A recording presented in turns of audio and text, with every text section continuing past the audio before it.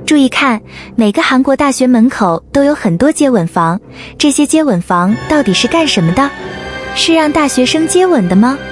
小芳是一名中国留学生，在韩国首尔大学读大一，她的父母都是普通工人，家庭条件一般。小芳的学费、生活费都是自己打工赚的，平时还要兼职做家教赚取生活费。但是这样的生活并没有影响小芳的学习成绩，不论是语言课还是专业课，小芳的成绩都非常优秀，并且获得了不少奖项。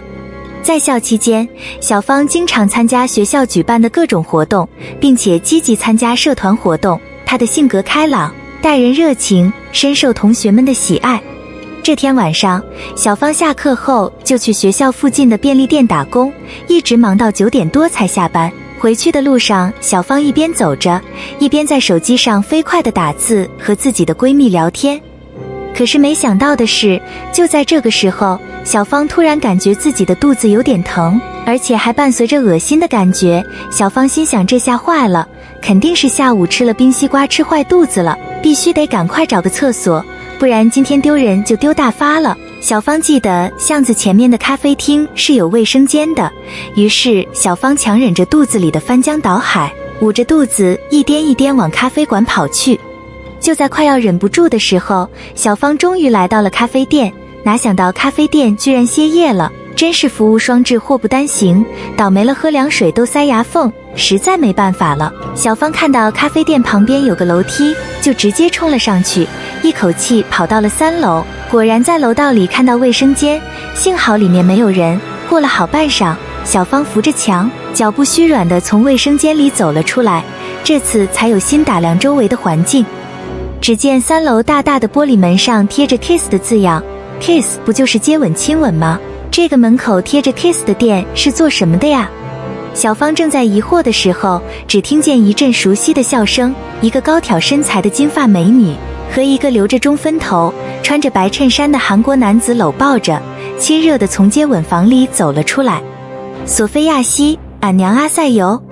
原来那个金发美女竟然是小芳语学院的同学，来自俄罗斯的索菲亚。看到小芳喊自己的名字，索菲亚顿时愣住了，满脸通红，弯下腰说：小芳西，俺娘阿瑟优。索菲亚说完这句话，嘴角抽动，结巴着再也说不出话来。小芳虽然不知道这是为什么，但是也明白自己一定是看到了不应该看到的事情了。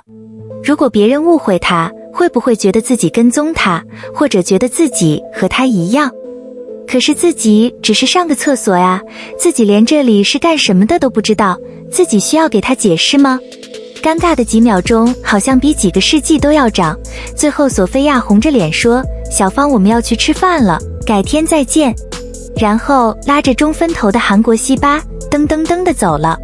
从楼上下去，小芳抬头看了一下，原来自己从来没注意过3楼居然还有这样一家店。巨大的招牌上画着漂亮的女郎，写着大大的英文字母 kiss， 接吻还可以开店。小芳一个18线小城市的孩子，今天真的长见识了，回头左右环顾一圈，天啊，学校周围竟然有很多这样的接吻房。传统保守的小芳看到这样露骨的招牌，一下子羞红了脸，要是被别人看到自己刚从接吻房走出来，传到学校里，传到自己周围亲戚朋友耳朵里，自己这辈子都没法做人了，真是裤裆里掉了黄泥巴，跳进黄河里也洗不清了。想到这里，小芳慌张地看了看周围，发现没有自己认识的人，连忙低下头一路小跑，跑回了自己租住的小房间里。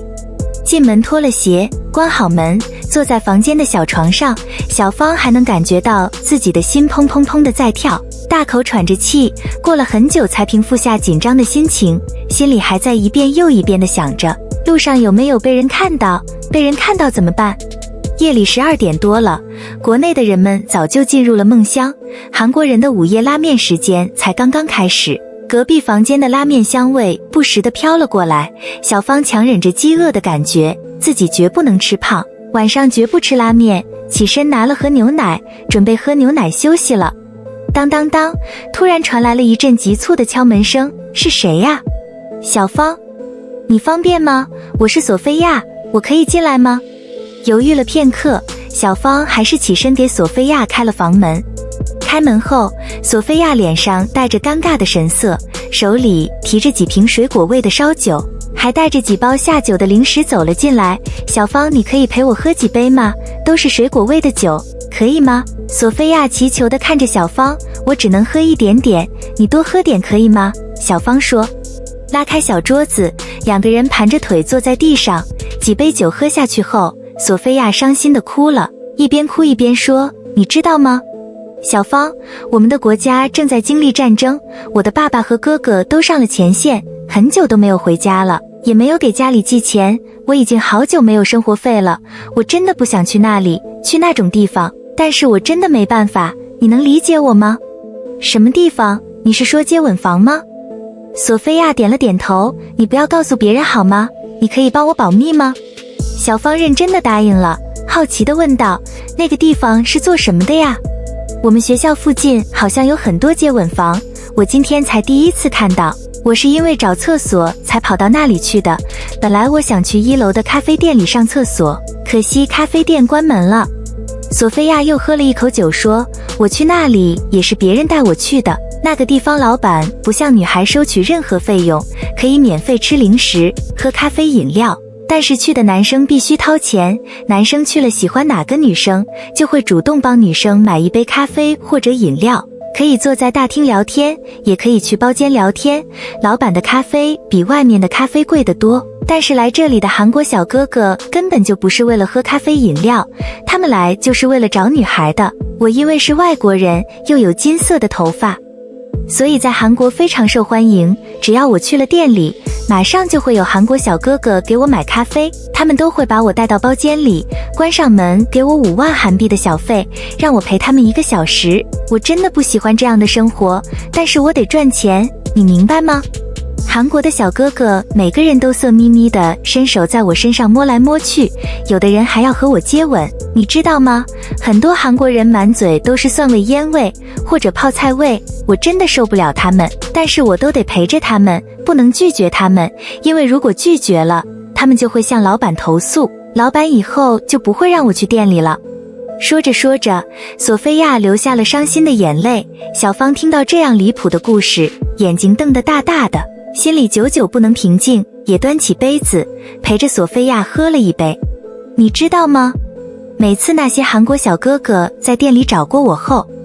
都会提出说带我去汽车旅馆，他们把汽车旅馆叫做穆泰尔，据说那里是韩国人专门开房的酒店，有的说去一次给我10万韩币，有的说给我20万韩币，也有的说给我50万韩币，但是我都拒绝了，我从来都没有去过，你相信我吗？小芳，我相信你，真的相信你，你是一个好女孩，我相信你。索菲亚，他们这么做，韩国警察不管吗？卖淫嫖娼在韩国不是非法的吗？是的，卖淫嫖娼在韩国是非法的，但是老板们去登记营业的时候都注册的是咖啡店，至于店铺招牌上的 Kiss， 警察没有权利管，在店里当然只能喝咖啡，他们毛手毛脚占女孩子便宜，但是这和老板没有关系，老板完全可以说他们自己来我店里买了咖啡，我不知道他们在干什么。至于喝过咖啡去了穆泰尔，也就是汽车旅馆，那就更是和老板没关系了。所以每个学校门口都有很多接吻房，他们在我们学校的卫生间里经常会贴小广告，招聘女生去做咖啡女郎，招揽男生去消费。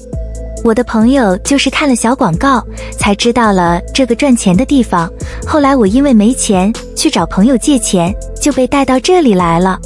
酒一杯一杯的喝着，酒喝得越多，索菲亚的韩语和英语口语水平就越差，小芳后来就渐渐地听不懂了。索菲亚俄罗斯大舌头的韩语和英语听着根本就和大舌头的俄语一样。